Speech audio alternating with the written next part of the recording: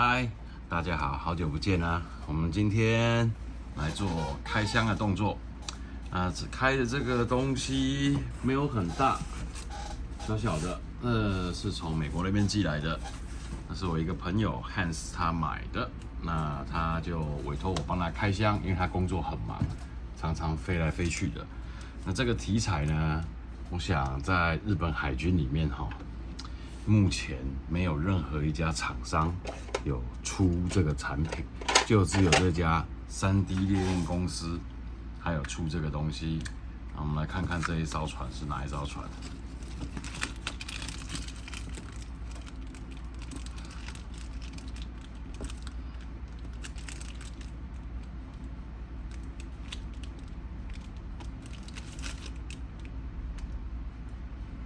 以前我从来都没有做过3D 列印的船，这一次是第一次有这个机会，所以要很感谢我们的好朋友 Hans 的帮忙，买了这一艘回来，让我有机会可以做到这一艘船。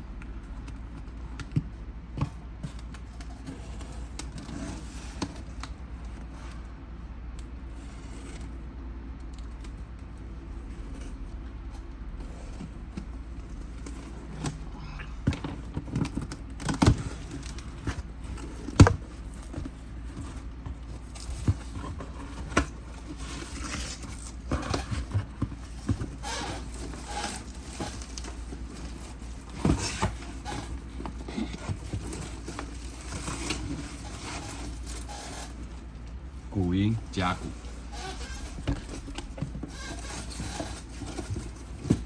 好，我们来看它里面的内部的细节是怎么样。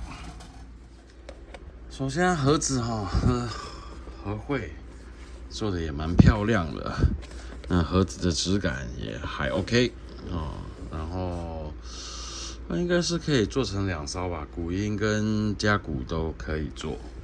然后我不知道为什么它图是要做水面的，它应该是全舰底的才对。然后从这家公司来的1:350的比例。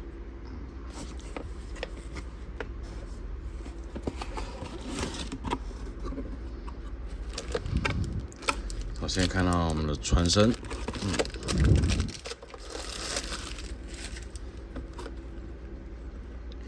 然后它用的是中国制的川渝这家公司所出的蚀刻片，还有金属件这些东西。然后你看，所有的沿途剑桥直接3D 列印给你，所以你只要把它粘上去上色就 OK 了。这个是飞机，等一下再来开。OK，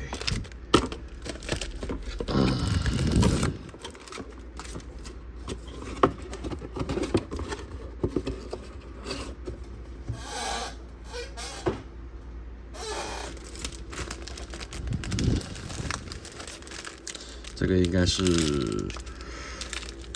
painting， 应该上色的指示说明书。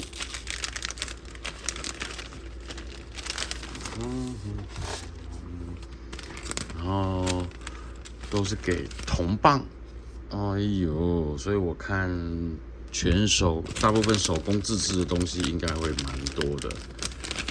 然后再来，金属破雷，为防雷具模型。哎呦，这个就 OK，这个跟胖头死的就很像，这个做出来一定很细致，很漂亮。然后它的卷扬器，金属绞盘，多种型号，这里也有附一个，所以是2组。再来是水贴，舰载机水贴，然后铜棒，上色指南，看一下，这就是它的说明书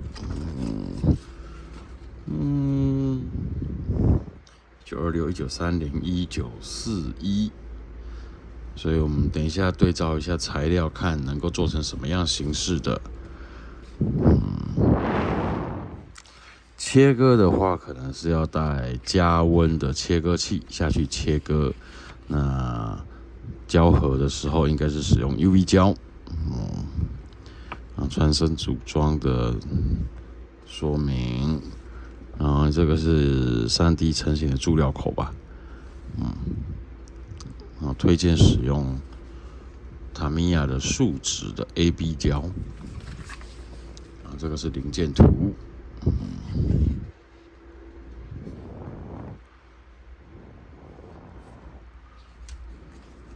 然后金属蚀刻片所用的地方。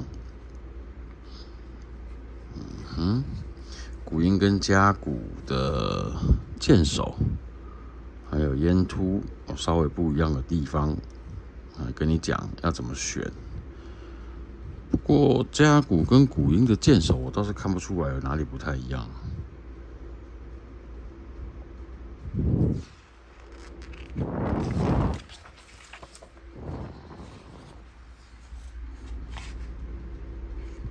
OK， 好，桅杆也是用铜棒，所以要自己切。所以他自己切的话，这个比例不知道对1:350来讲是不是1:1啊？没有，应该是放大，所以尺寸的话可能就要自己抓。然后一片川渝的，应该是川渝的通用型的蚀刻片。有爬梯、舰载机的滑车，然后弹射架，弹射架的细致度就不是很漂亮。舷窗，然后栏杆、防空炮、管装全蚀刻片吗？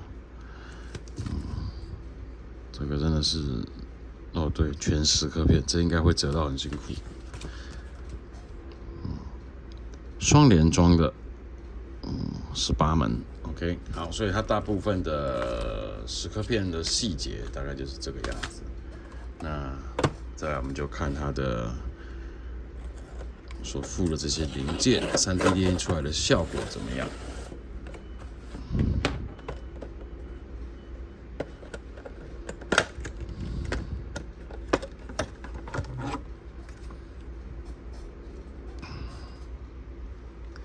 剑桥一个，然后烟突就是分成夹鼓跟鼓音，然后第二烟突，这个是什么？蛮多东西叠在一起的，所以在施工的时候可能要很仔细的去观察什么是要的，什么是不要的，怕会切错，切错就没有补救的机会。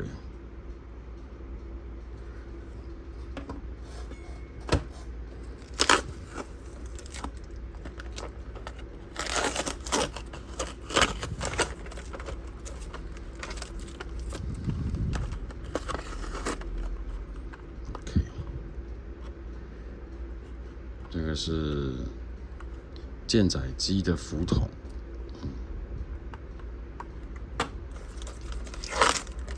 鼓音夹鼓重巡洋的主炮，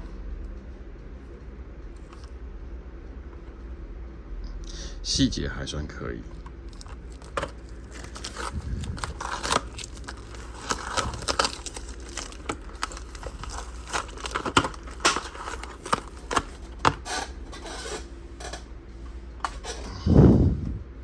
小艇全部印在一起，然后鱼雷发射器也印在一起，所以只要上色就可以。这是防空炮。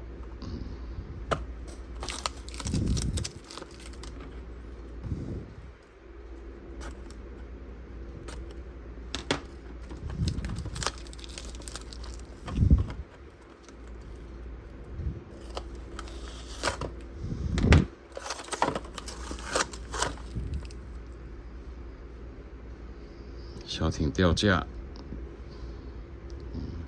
一些甲板上的东西，一些通气口。OK， 箭手就附了4个，然后桨、观测所，还有探照灯，全3D 列印，完全没有附上什么树脂件。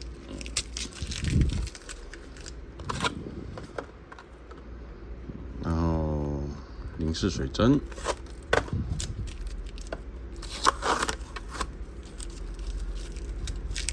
水上观测机，大致上就是这个样子。然后船身的话，我们来看看啊。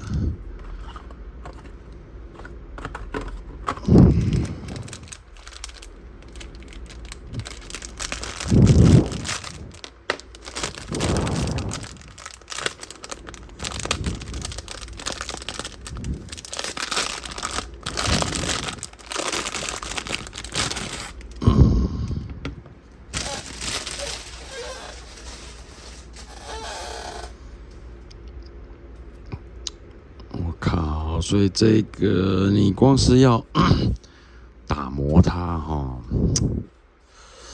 这个纹路你就要处理的相当的麻烦。这一些应该是列印时候的支撑架，所以是可以切掉的东西。OK， 看起来是 OK， 没有什么很大的变形。然后我们看看古英加古这2艘船，在1:350的比例，它的尺寸大概会有多大？这我真的很好奇。它把主轴直接就3D 列印出来了，所以你只能用遮喷的去完成它，然后舵也直接印上去。你舵要处理也不好处理，我真的是觉得这样子还蛮头痛的。好，所以会有一大堆需要补土的地方。这艘船就是补土船。所以好，那我们晚一点就可以开始开工了。好，就先这个样子。好。